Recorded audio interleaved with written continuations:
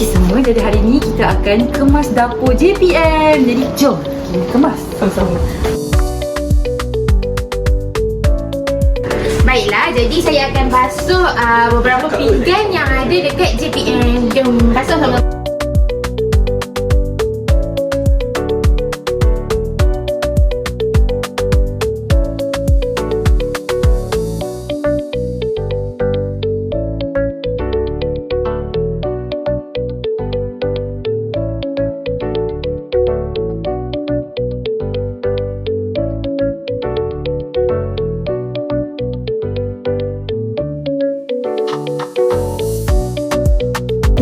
Kami juga turut membantu juga untuk mengemas bahagian meja, kursi dan barang-barang di atas meja semua. Itu je. Menyusun perkakas makanan di atas meja. Habislah. Ni basuh.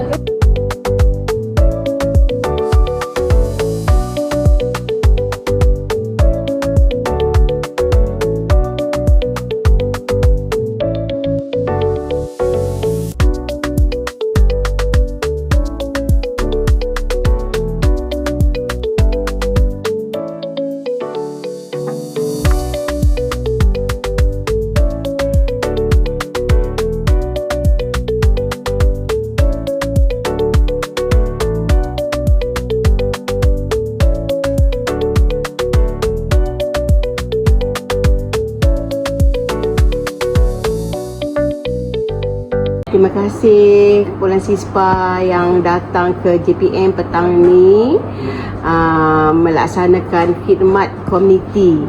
Jadi saya nampak JPM petang ni pun suasananya agak bersih, kemas, teratur.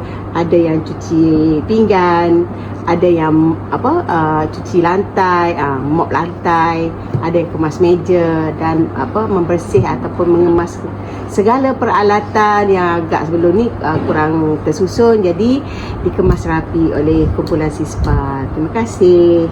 Sama.